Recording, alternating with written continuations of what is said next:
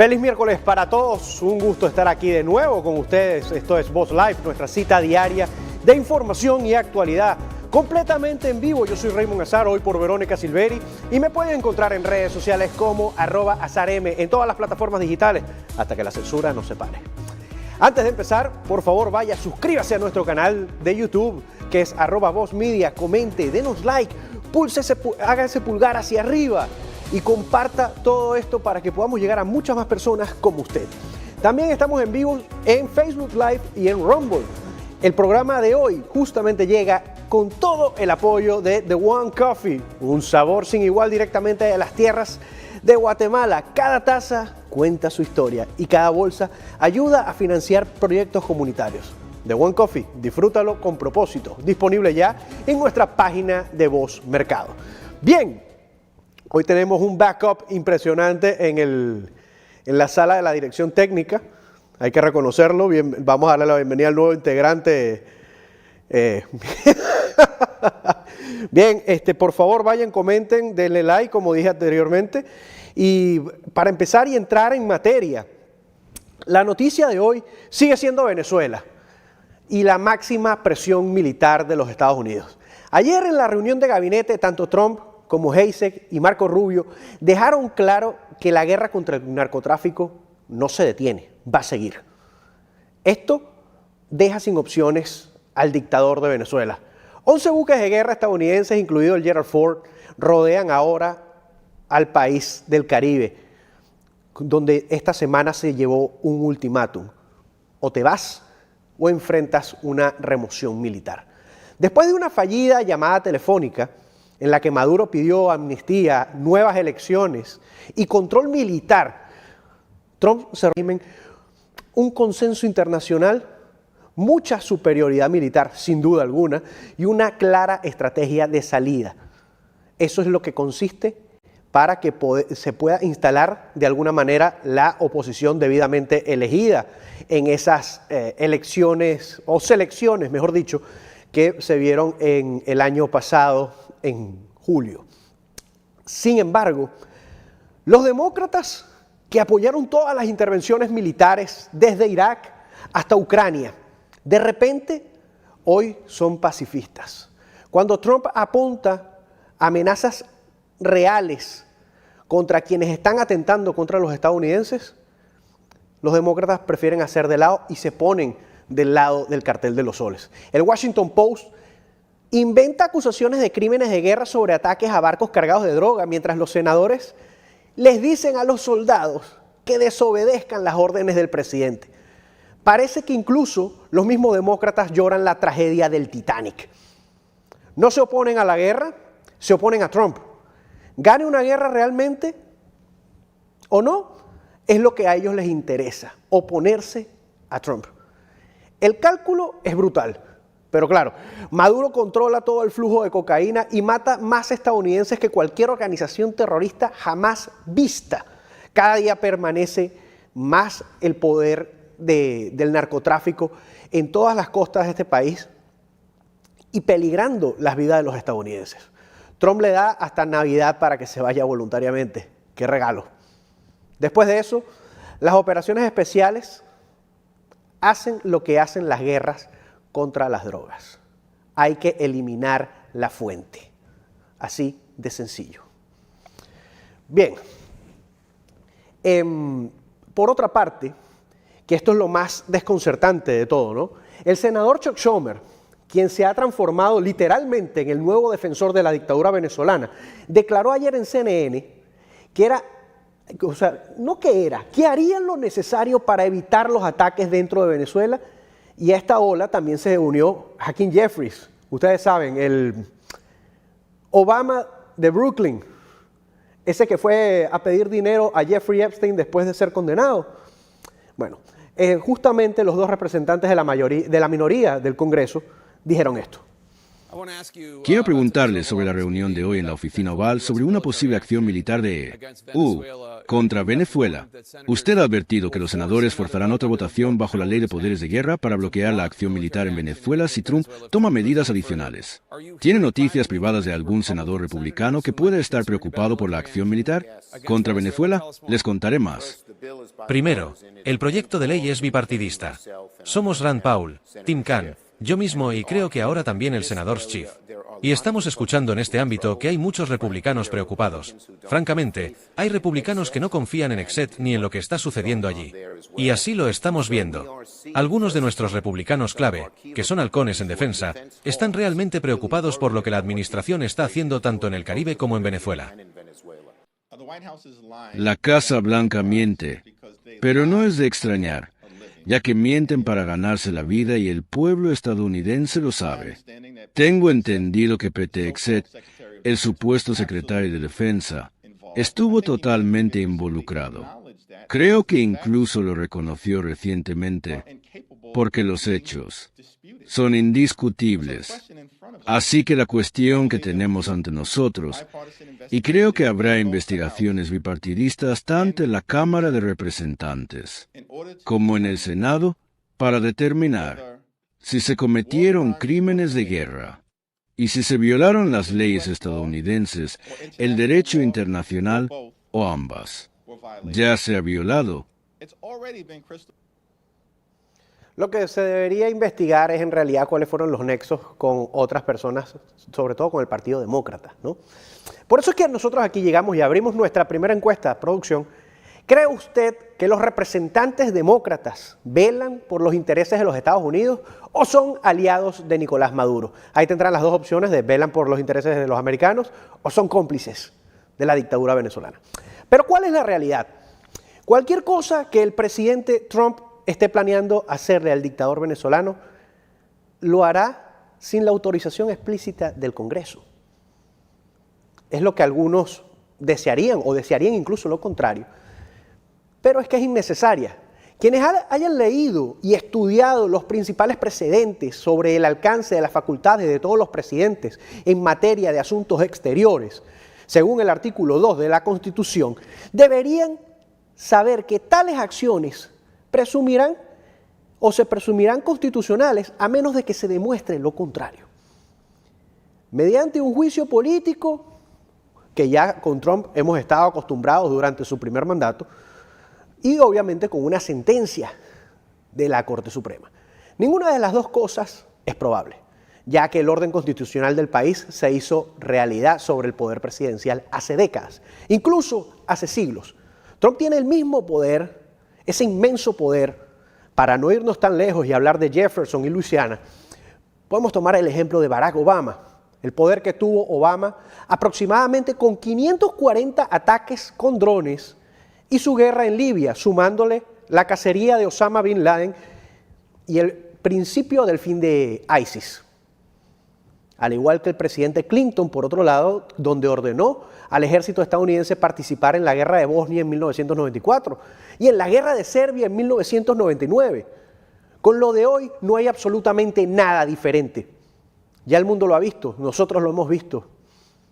Recordemos que el Cartel de los Soles es una organización terrorista igual que lo fue ISIS.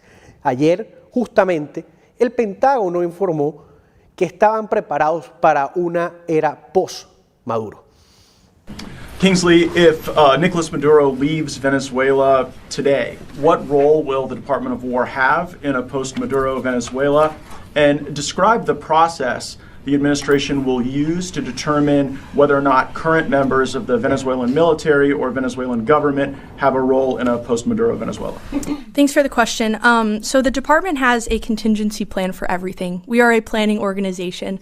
If anything were to happen around the world, we have a response planned and ready. So we stand at the president's beck and call, our commander-in-chief, to do what is needed, if called upon. And that will be what this department continues to focus on and continues to prepare for in regards to our ongoing operations in the Southcom region. Again, our focus is taking out narco-terrorists and rooting out that threat that is poisoning the American people. Every single boat that we strike saves 25,000 American lives. That is a crucial mission to protecting the homeland, and we're proud to be a part of it. Does the administration take the view that any person who served in the Venezuelan military or Venezuelan government is definitionally a narco-terrorist? That would be a determination for the president to make, but I can tell you that every single person who we have hit thus far, who is in a drug boat carrying narcotics to the United States, is a narco-terrorist. Our intelligence has confirmed that, and we stand by it. Y sumando justo a esta información, ayer saliendo de esa reunión de gabinete, el presidente Trump recibió una pregunta donde creo que fue muy claro en su mensaje. Señor presidente, ¿se ha ofrecido Maduro? Sí, exacto.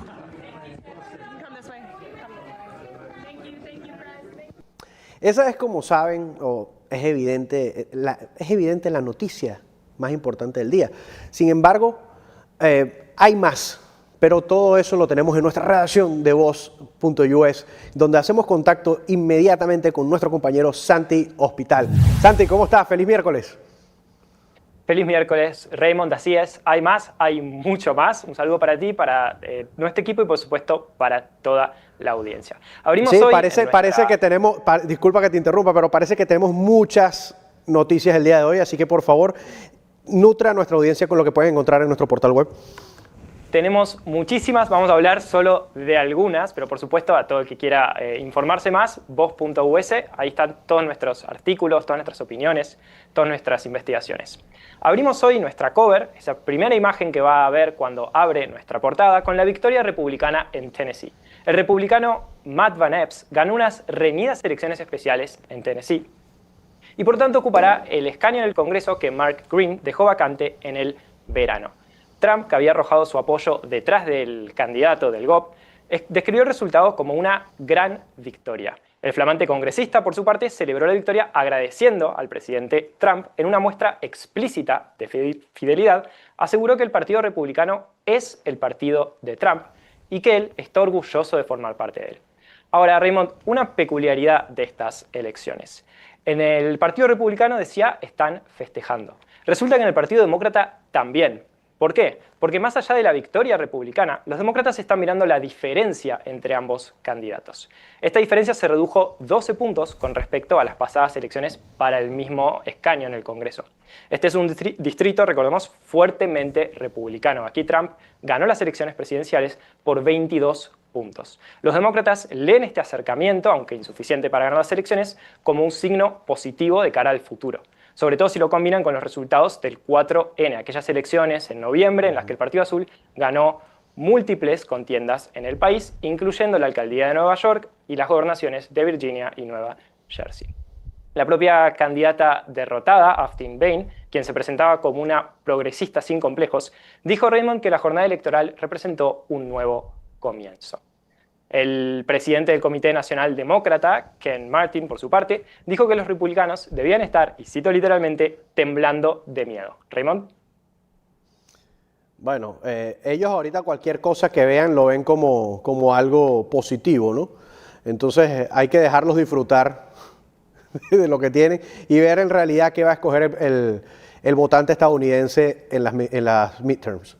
Continúa, Santi. Así es, y todavía falta mucho para las midterms, hay mucho que definir. Atención, cambiamos de tema y atención con el clima este miércoles. La tormenta invernal que golpea gran parte del país desde el lunes seguirá causando inconvenientes en los próximos días. Seguirán las nevadas intensas y las lluvias fuertes, además de un nuevo pulso de aire ártico que podría romper récords de bajas temperaturas en el medio oeste. ¿Qué vimos hasta ahora? El cierre de cientos de escuelas, así como de universidades y oficinas. ¿Qué más? Complicaciones en la carretera, con las autoridades advirtiendo que se debe tomar precauciones especiales a la hora de tomar al volante o incluso evitar algunas carreteras por completo.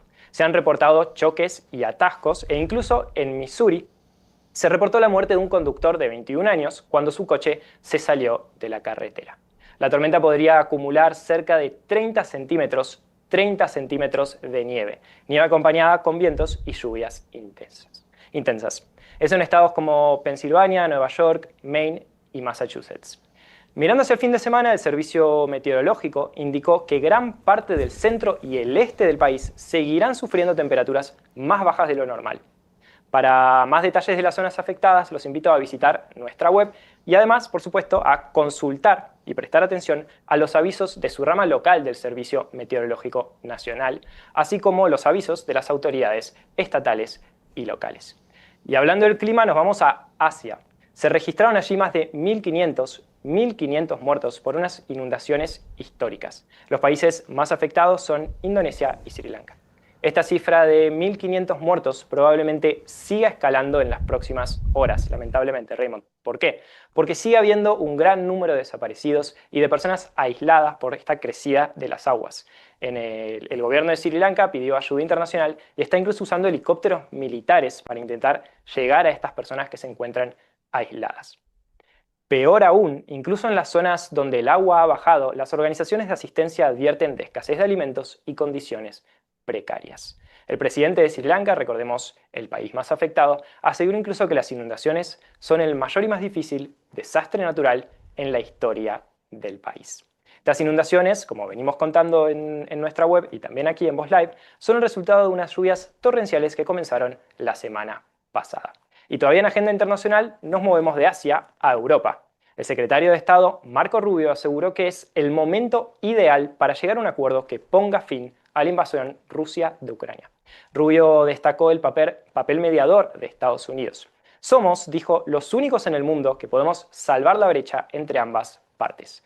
Vale destacar también que el secretario cubano-americano hizo énfasis en que, en última instancia, la decisión de sellar la paz recae en nada más ni menos que Moscú y Kiev. La pregunta clave ahora, dijo Rubio, es si es posible que ambas partes, Kiev y Moscú, se pongan de acuerdo en una manera de poner fin al conflicto que garantice, y esto es clave, que garantice el futuro de Ucrania.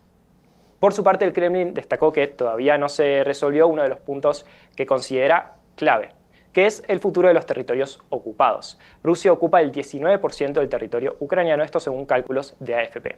Putin dijo que está dispuesto a cesar las hostilidades si se reconoce la propiedad rusa de estos territorios. Mientras tanto, del lado ucraniano, el presidente Zelensky dijo que sus representantes se reunirán nuevamente con una delegación estadounidense. Pero antes quiere conversar con sus socios europeos. Esta nueva reunión, Ucrania-Estados Unidos, podría producirse en Bruselas, según fuentes ucranianas. Bueno, vamos a ver qué sucede justamente con esto. Santi, muchísimas gracias por este informe y por favor vayan de una vez, si quieren mantenerse informados con toda la actualidad, no solo en los Estados Unidos, sino en el mundo, a nuestra página web voz.us. Un saludo. Saludo, gracias a ti.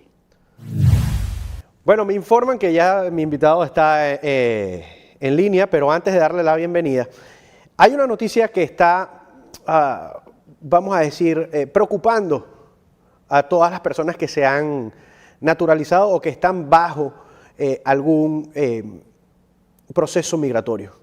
El día de ayer la administración Trump ha detenido oficialmente toda la inmigración y la naturalización para personas de 19 países designados como países del tercer mundo. Esto incluye a los migrantes que ya aprobaron sus exámenes de ciudadanía y aquellos que ingresaron a los Estados Unidos desde el 20 de enero del 2021 en adelante. Ahora, quiero que pongan atención a esto que les voy a leer aquí a continuación. Esto incluye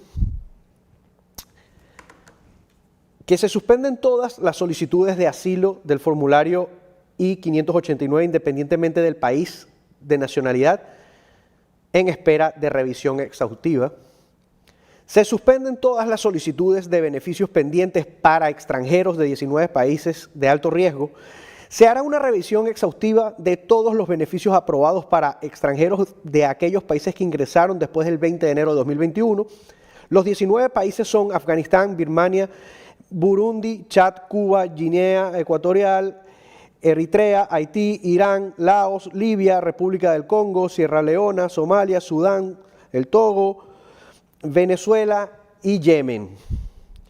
Todos los solicitantes deben someterse a un exhaustivo proceso de revisión que incluye las posibles nuevas entrevistas para evaluar si tiene o no tienen amenazas reales dentro de su país.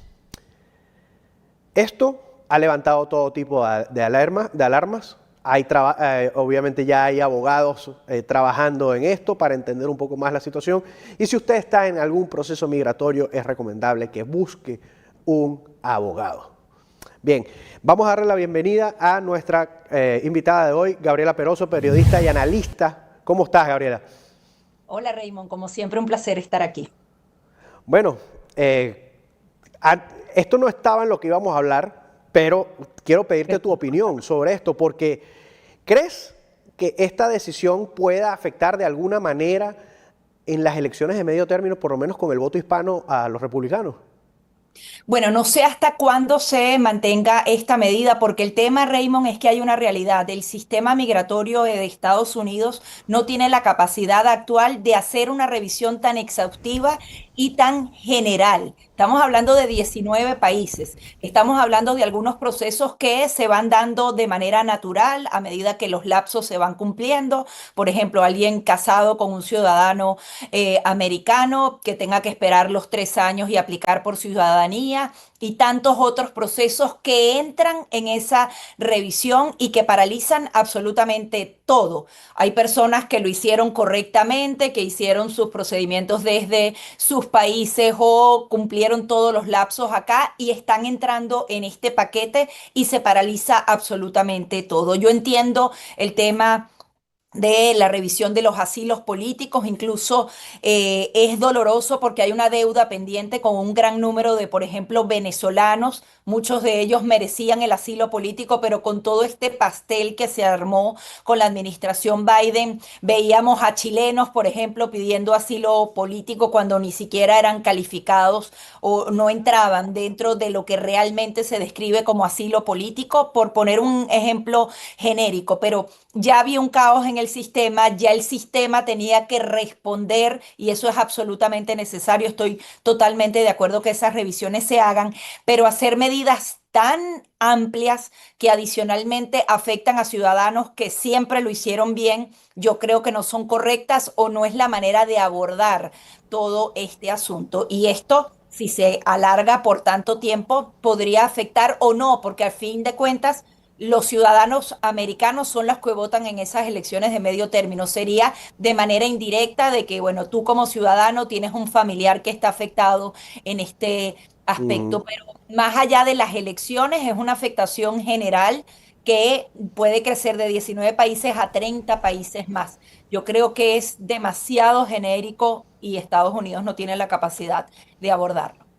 Sí, bueno, hay algo que sabemos todos y es que el sistema migratorio en este país está colapsado desde hace mucho tiempo. No viene desde Biden, no viene desde la primera administración Trump.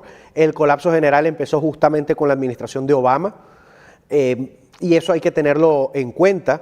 Hoy en día se cuentan nada más con 700 jueces de migración y son millones de casos. Nada más desde el 2013 de venezolanos hay más de 200.000 casos pendientes del 2013, ¿no? Entonces ahí podemos sacar también ciertas conclusiones y hay que tener en cuenta que durante estos últimos 4 años con la administración Biden, todos esos cruces fronterizos que sabemos que fueron millones de personas, que no, o sea, ha sido tan desastroso que no hay un número oficial de esto, pero nada baja de 10 millones, que viene siendo incluso superior a la cantidad de población de muchísimos países del mundo, ¿no? Empezando por ahí. Y eso es lo irónico de esto. Y ahí es cuando, por un grupo, terminan pagando otras personas que quizás estaban haciendo todo bien. Porque hay otra cosa que nadie recuerda y nadie habla de esto, Gabriela, y es que el proceso de asilo, estas personas no podían pedirlo entrando por frontera si venían de otro país. El proceso de asilo, en realidad, en este país, tú puedes aplicar cuando vienes directamente desde el país donde está la amenaza. Si no lo haces así, tienes que pasar por cada uno de esos países, solicitar asilo, demostrar que te lo han negado, y ahí es que tú podías mostrar, sin embargo, con la administración Biden, este protocolo se salió. También vimos a Kristi Noem hace unos días decir que ella que aquí los asilados o los que estaban en procesos asilados tenían que retomar esas citas cada cierto tiempo. Eso no es algo que está establecido, por lo menos a las personas que vienen directamente de un país de amenaza, pero sí a las personas de frontera, ¿no? Entonces ahí es cuando tú ves, como te dije, hay personas que están aquí pidiendo asilo desde 2012, 2013, que han hecho todo, entre comillas, bien, por decirlo de alguna manera, que sí fueron perseguidos políticos, porque aquí no se basa nada más en que se hable, en el caso de Venezuela, únicamente de Maduro, de Diosdado Cabello. No, hay muchas cabecillas del régimen que han amedrentado personas, que los han hecho correr del país. Eso es una realidad, ¿no? Eso no es algo que se pueda tapar con un dedo, eso está, y si esas personas siguen dentro de Venezuela, así caiga el chavismo, son personas que atentaron contra tu vida por un tema político, lo que quiere decir que todavía sigue siendo elegible para eso. Sin embargo, y disculpa que me ataje esto, pero esto hay que aclarárselo a mucha gente, porque la gente a veces no lo entiende, y podemos ver ahorita a un dictador que se puede estar de alguna manera viendo más presionado que nunca, pero debe estar presionado por los dos lados, por el lado que no quieren que salgan porque saben que la amnistía va únicamente a él y a su familia, y no va al resto de la cúpula, que está Diosdado Cabello, que están los Rodríguez, que está Vladimir Padrino López, que muchos de ellos tienen precio por la cabeza de cada uno aquí en los Estados Unidos y que están solicitados por diferentes tipos de delitos, ¿no? La preocupación acá, obviamente, que dicen que van a perder, los republicanos podrían perder el voto hispano, pero hay que tener en cuenta que las personas que están siendo afectadas directamente no son votantes, por lo menos hasta ahora, ¿no? O sea, sabemos que van a revisar van a revisar los casos de naturalización, de residencia, de personas que ya incluso las tenían aprobados, pero ¿cómo van a hacer, Gaby? Son demasiados. Es que esto es un número inmanejable, Raymond. Sí, como tú bien apuntas, desde la administración de Barack Obama hay retrasos. Imagínate enfrentar 19 países, adicionalmente muchos de esos países con un alto número de migrantes que han venido en los últimos 10 años, incluso algunos casos se remontan a la primera administración de Donald Trump. Entonces, también entraron allí. Y aquí el tema, y lo conversábamos en el programa del día de hoy, es que se premia al que lo hace mal y da entonces un castigo a quien lo hizo bien durante todo este tiempo. Una persona que, no sé, estuvo esperando la petición familiar de un hermano y que esperó 10 o 12 años y lo hizo de la manera correcta, ahora tiene que ser víctima de todo el caos migratorio. Yo entiendo que ellos quieren mandar un mensaje contundente. También esto está dirigido a votantes que se sienten entonces heridos por esa migración. El tema de este afgano en la capital de Estados Unidos, asesinando a un guardia nacional, dejando al filo de la muerte a otra. Ese también es un mensaje que va dirigido a esos ciudadanos que dicen, basta ya, necesito que hagas un corte definitivo y des una respuesta.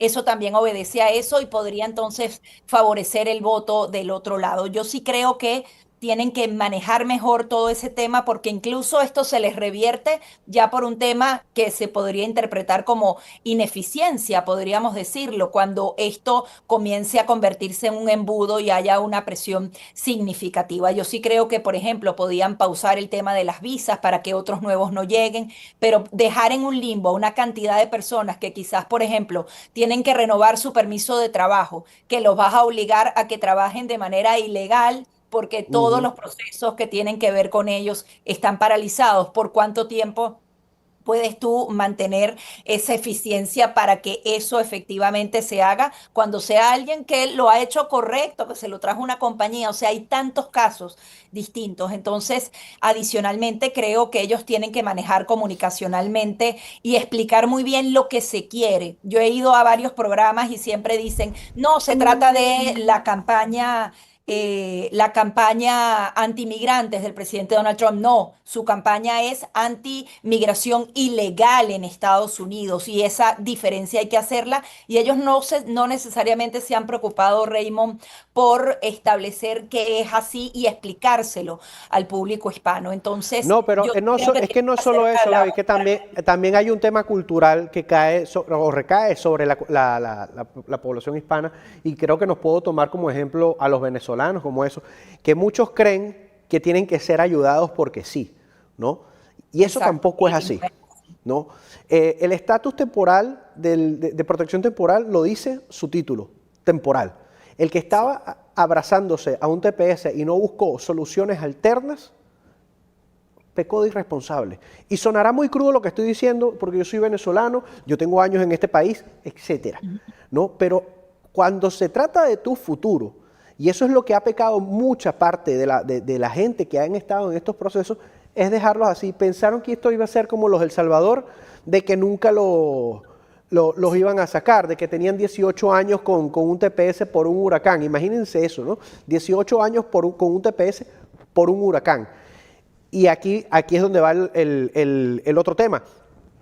Tú puedes agarrar y decir, o sea, esta casa es ajena y cada quien pone sus reglas en su casa. Tú no puedes obligar al anfitrión a decir cómo te tiene que tratar a ti. O sea, me decían, no, bueno, pero es que tú, o sea, ahorita por un afgano están pagando todos los venezolanos. Tiempo. No. No es por un afgano que están pagando todos los venezolanos. Aquí hubo un tema con la migración y todos estos procesos migratorios que se dieron durante la administración Biden, que fueron un colapso general y que trajeron todas sus consecuencias. Venezolanos que asesinaron a Jocelyn Núñez o a Lincoln Riley, por ejemplo, ¿no? Eso no lo podemos olvidar, porque han sido de los crímenes más fatales que han habido durante los últimos 4 años, sobre todo el de esa niña de 12 años, fueron venezolanos. No estoy generalizando, yo también soy venezolano, pero es que tiene que haber una consecuencia y lamentablemente por ese grupo de delincuentes está pasando esto. Ahora brincan con los afganos, que resulta que entraron más de 100,000 afganos durante la administración Biden, sin un proceso de revisión, donde tenían 5,000 en lista de interés por posibles circunstancias de seguridad nacional y siguen dentro de los Estados Unidos. Pasa esto con un hombre que trabajó con la CIA vendiendo a su misma gente dentro de ese país y ahorita viene a pagarla justamente con 2 soldados americanos. Y si nos cerramos con esto, para cerrar con broche de oro, tenemos el caso de los somalíes en Minnesota. Claro. ¿No? Entonces ahora tú dices, han abusado del sistema. Yo siempre, y esto siempre lo dije yo desde un principio, y bueno, tú que me conoces, el americano como tal subestimó, por ejemplo, a la dictadura de Nicolás Maduro. Subestimó toda esa delincuencia que llegó a cruzar la frontera pensando que aquí, como somos Estados Unidos, no nos van a pasar nada. No. La delincuencia de nuestros países está en otro nivel. Lo que pasa en países como Somalia está en otro nivel. Somalia es un país que no tiene policía, no tiene ejército, la gente se mata. Y es como, y ahí yo estoy totalmente de acuerdo con el presidente Trump, que esa misma gente viene para acá a decirnos cómo hay que gobernar un país cuando ni siquiera pueden gobernar el de ellos. Vemos a la representante Ilhan Omar, que ya vamos a ir para allá, que pone por encima siempre los intereses de Somalia por encima de los Estados Unidos. Entonces, aquí han habido muchas cosas por parte de la inmigración, incluso esos que han llegado a cargos públicos, que han dejado a Estados Unidos de lado. Y esa reacción de lo que estamos viendo hoy en día iba a llegar tarde o temprano. Lamentablemente llegó ahorita para muchos. Y ese es el problema que hay. Sí, incluso uno de los ejemplos claros es en el tema de Venezuela. Se aprobó primero un primer TPS, que yo creo que era justo y necesario por esa deuda en el tema migratorio. La mayoría de las personas que entraron en el primer TPS, Trump saliendo firmó el DED. Exacto, y se firmó el TPS porque habían demasiados casos pendientes, la gente entró legalmente a este país porque hay una gran diferencia de hacerlo así a entrar por la frontera y había una deuda, hiciste esa protección que se debe hacer una sola vez, porque cuando tú no la renuevas, o sea, a esos ciudadanos que por suerte entraron en ese momento, bien, pero si tú la extiendes a otro grupo, le dices a los demás, tarde o temprano te van a volver a dar un nuevo TPS y allí Exactamente. fue donde los venezolanos, porque no nos atrevíamos, Raymond, eran contados con los dedos los que pasaban por la frontera con México. La mayoría venía de la manera que podía y luego pedía su asilo, lo hacía lo mejor posible como debe ser. Se dio la renovación, yo recuerdo que yo recibí muchísimas críticas porque dije, no estoy de acuerdo con el segundo TPS y me decían, pero ¿por qué son ciudadanos venezolanos? Porque esto se nos va a revertir tarde o Mm. temprano. Va a haber abuso del sistema y efectivamente ocurrió así. Se vinieron una cantidad gigante de venezolanos. Biden dijo, ¿cómo los devuelvo? Y se vinieron más venezolanos y lo vivimos. Y era, no No importa, yo era tengo como un los artículo, devuelvo, yo no hago era una como los mentira, devuelvo, yo hago era una carta. simplemente, yo no los estoy Y viendo, yo no los empezaron estoy ellos a viendo. decir, es que puedo violar la ley porque a mí abrieron la puerta.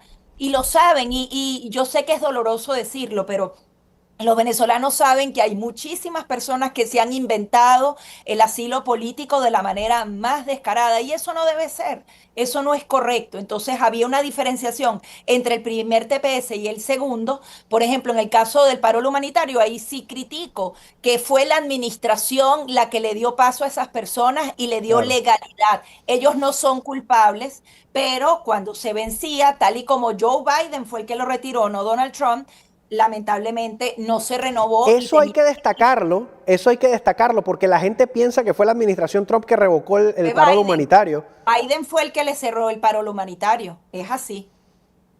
En Entonces, el tema del TPS, el tema es que lo trataron de forzar a que esas son las cosas que esta administración, o sea, creo que se mete en más guerras de las que debería. El TPS se iba a vencer en algún momento. No fuerces esto porque además ya tienes demasiados asuntos pendientes. Creo que hay ahí unas sutilezas que hacen que en la opinión pública haya un impacto en contra del presidente Donald Trump o del Partido Republicano.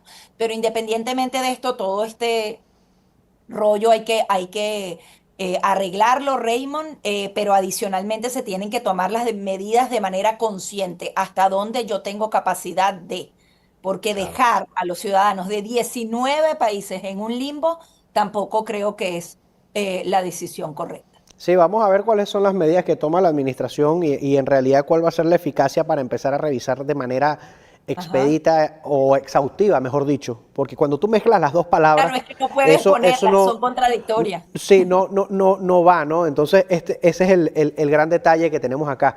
Ahora, Gaby, pasando a otro tema.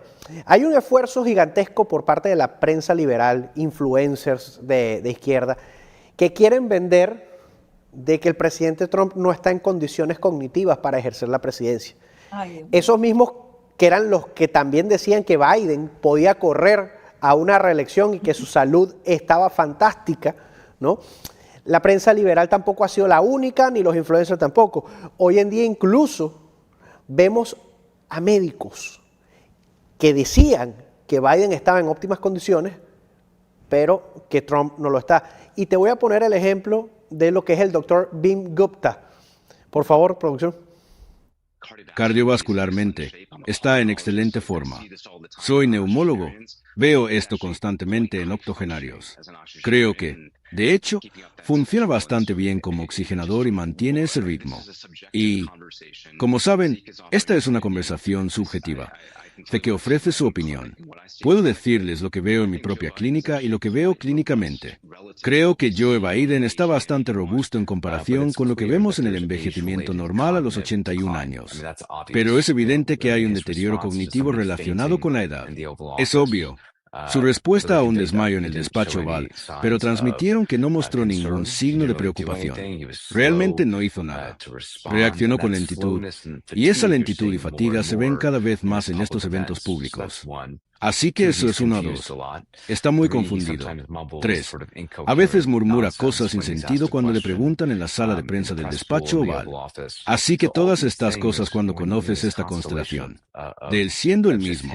Imagínense si el presidente Biden hiciera alguna de esas cosas. Yo te la dejo a ti, porque si yo Es empiezo que a hablar, aquí pueden censurar el canal. bueno, ellos usan a médicos, a quien sea, para tratar entonces de manchar la imagen del presidente Donald Trump. Y él lo decía clarito otra vez en el gabinete el día de ayer. Dios mío, ¿qué más quieren que haga? ¿Que salte? ¿Qué hago? O sea, me reúno 3 veces al día, viajo por el mundo, no sé qué. Una resonancia magnética ha provocado, no sé, deberíamos contar cuántos artículos, una resonancia magnética, pero qué específicamente, presidente, le revisaron con tantos problemas que hay en el mundo, Raymond, andan con esta historia. Yo creo que adicionalmente los demócratas son tan soberbios que ellos todavía no creen por qué Donald Trump le ganó a los demócratas. Y entonces ellos dicen, la única cosa que nos hizo perder es que Biden tenía la salud mala y se supo. Entonces, este mismo ataque es el argumento en contra que tenemos que utilizar para que Trump ya no esté tan bien al momento de dejar la presidencia y nosotros podamos ganar. Señores, perdieron la elección porque teníamos una inflación al 9%, la gasolina se disparó y ha sido un desastre en todo, en materia económica, fronteriza. Y Fronteriza. adicionalmente el señor estaba mal y firmaba con el Autopen, que ahora se les puede entonces revertir muchas de esas decisiones. Es una pérdida de tiempo, Raymond, que estén en eso. Yo creo que incluso si él acaso pudiera tener un deterioro, estamos hablando de una persona de 79 años, lo van a decir y lo van a reflejar, lo hicieron cuando tomaron las fotografías de las manos. Yo creo que hasta se va a hacer la resonancia magnética para que se pongan a hablar. En parte es bueno, porque así dejan que él siga tomando decisiones y ellos están centrados en el tema de la resonancia magnética, que no va a tener ningún impacto ni en su popularidad ni en el funcionamiento del gobierno de Trump. Bueno, justamente Trump tiene los números más altos dentro de los votantes republicanos, ¿no? Obviamente hay un tema de diferencias con la parte hispana o en la parte independiente, mejor dicho, que eso es lo que vamos a ver de qué manera, que ya yo creo que el voto independiente en este país ya no es independiente, o es un lado o es el otro, ¿no? Pudo haber personas que fueron independientes en un momento, pero ya hay un punto de polarización tan Sí, lo que extremo. pasa es que también pasa algo. Hay mucha gente que nunca va a querer al presidente Donald Trump, que no tolera su estilo y es absolutamente válido, y gente que ve en los demócratas la izquierda directa y plena. Entonces también esa polarización deja a una gente que no puede tomar partido, pero no tiene idea a dónde ir, porque realmente estamos hablando de dos extremos. Y entonces también yo sí creo que existen personas que no toleran ninguno de los dos bandos. Sí, bueno, ahorita, Gaby, o sea, yo lo que veo con esto es que hay un intento de hacer lo que sea para vender o intentar demostrar de que Trump no es capaz de ejercer el cargo, Sí. ¿no? Pero eso creo que lo están perdiendo. Esa batalla la perdieron. Hagan otras cosas distintas. Pero Pero en es que ese fíjate, o sea, particular, bueno, tenemos incluso el audio de la secretaria de prensa donde leyó el examen médico. ajá. Por favor. Sobre la resonancia magnética, porque el presidente Trump dijo ayer que publicaría los resultados. ¿Está sucediendo ahora mismo? Se está realizando ahora mismo como parte de este resumen del médico del presidente, que publicaremos de inmediato. Creo que mi equipo lo tiene preparado para todos ustedes. Se lo leeré y luego también se lo haré. Como parte del examen físico ejecutivo integral del presidente Trump, se le realizaron imágenes avanzadas, ya que los hombres de su edad se benefician de una evaluación exhaustiva de la salud cardiovascular y abdominal. El propósito de estas imágenes es preventivo para identificar cualquier problema de forma temprana, confirmar la salud general y garantizar que el presidente mantenga su vitalidad y función a largo plazo. Las imágenes cardiovasculares del presidente Trump fueron perfectamente normales. No hay evidencia de estrechamiento arterial, alteración del flujo sanguíneo ni anomalías en el corazón ni en los vasos sanguíneos principales. Las cavidades cardíacas tienen un tamaño normal, las paredes de los vasos sanguíneos se ven lisas y sanas, y no hay signos de inflamación ni coagulación en general. Su sistema cardiovascular muestra una salud excelente. Sus imágenes abdominales también son perfectamente normales. Todos los órganos principales se ven muy sanos y bien perfundidos. Todo lo evaluado funciona dentro de los límites normales, sin problemas agudos ni crónicos. En resumen, este nivel de evaluación detallada es estándar para un ejecutivo. El examen físico, a la edad del presidente Trump, confirma que se mantiene en excelente estado de salud general. Reiteramos, se lo proporcionaremos. Creo que es bastante detallado. Y en un esfuerzo por ser transparente, el presidente lo prometió anoche y lo hemos cumplido hoy. Yo quisiera llegar a esa edad con Y esa que vitalidad. me leyeran esos resultados a mí, ¿no? A mí, Y y ojo, me acuerdo cuando me ahí duele hay, la rodilla, cuando me duele la espalda.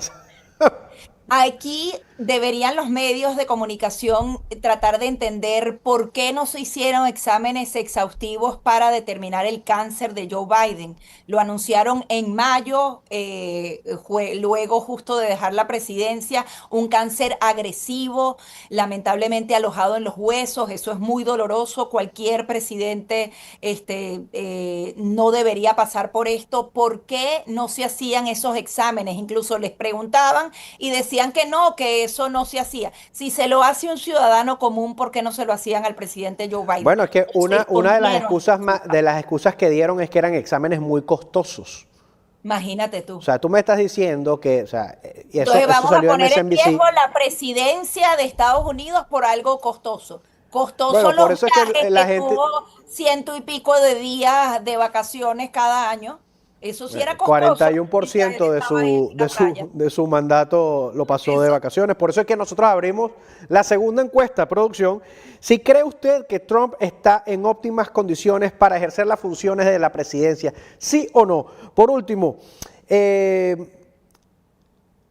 una cosa acá también que hay que destacar de la reunión del gabinete de ayer y es el foco que le está dando el presidente Trump a la comunidad somalí y sobre todo a Ilhan Omar, que se ha posicionado como una de sus mayores rivales, no en temas de popularidad, pero sí en temas de política estadounidense, de cómo presuntamente ella entró a los Estados Unidos, de cómo se legalizó, que de hecho hoy desde la página de Rapid Response pusieron que por qué se había casado con su hermano, ¿no? Claro, Ojo, esto es algo presunto, nosotros no estamos aquí asegurando nada, y nosotros sí presumimos inocentes hasta que se demuestre lo contrario, a diferencia.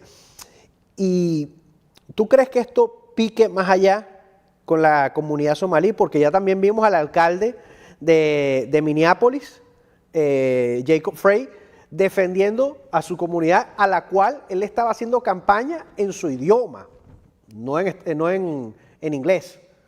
Aquí el tema es que hay que entender que una funcionaria electa, que a fin de cuentas se convierte en representante de los Estados Unidos de América, tiene que hacer honor a ese juramento, que no solamente hizo cuando se hizo ciudadana de este país, sino al juramento de lealtad de ser una funcionaria pública. Yo he visto la actuación en persona de esa mujer. Yo siempre recuerdo una vez que estaban interpelando a Elliot Abrams, que era el enviado especial para Venezuela e Irán, y esa señora cargada de odio arremetió contra un funcionario del Departamento de Estado de la manera más atroz, y se trataba de su colega, pero en los términos de odio a Estados Unidos, porque no se trataba, ella perfectamente como representante legislativa puede atacar la actuación.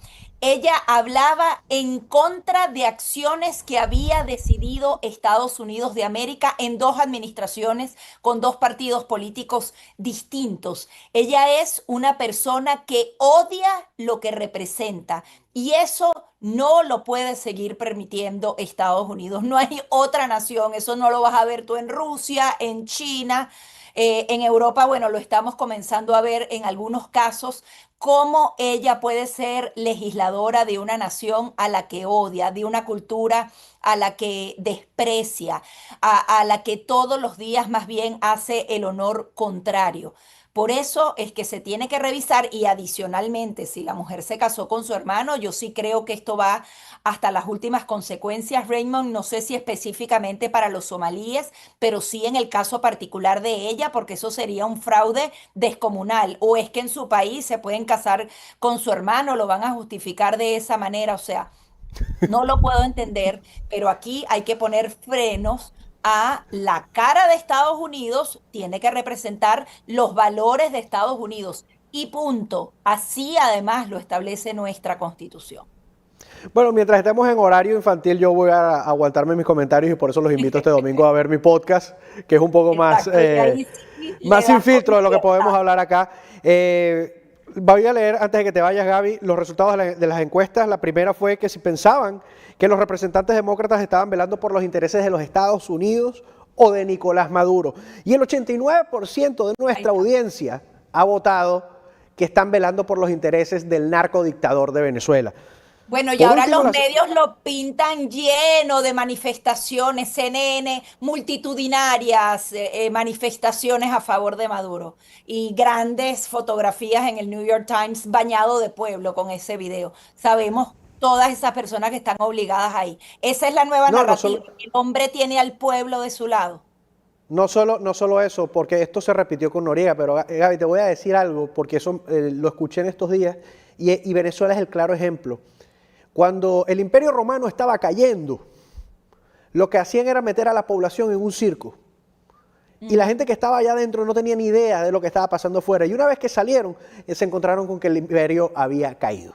Eso es lo que está pasando con el chavismo. Por primera vez yo puedo decirlo tranquilamente que soy optimista ante la presión que se está ejerciendo. Espero que Estados Unidos no se convierta en un bluff esta vez con esto, porque sí, la administración podría quedar muy mal parada. Tengo confianza en funcionarios como Marco Rubio, como Christopher Landau, como el mismo Pete Hegseth, que están haciendo el trabajo que tienen que hacer para proteger la seguridad nacional de este país y se pase la factura que se tenga que pasar a todos estos narcotraficantes. Por último, la última encuesta, Gaby, hablando de la parte de la condición de salud del presidente Trump, el 90% votó que sí está apto para poder ejercer. Yo me considero entre los dentro de ese 90%, sin duda alguna. Creo que está claro la condición física que tiene. Y bueno, quiero agradecerte por estar aquí con nosotros hoy. Sé que te quité más tiempo de lo que te habíamos prometido, pero era inevitable tocar estos temas acá contigo. Muchísimas gracias por acompañarnos. Siempre un placer estar aquí. Gracias, Raymond. Gracias. Y bueno, hemos llegado al final de esta emisión. Queremos agradecerles por estar aquí hoy con nosotros. Por favor, vaya, dele like, comente, comparta, porque la idea es que lleguemos a más personas como usted. Mañana vuelve Verónica Silveri y ustedes y yo nos vemos acá el viernes y también el domingo. Chao, chao, yo soy Raymond Azar. Bendiciones. Que pasen feliz tarde.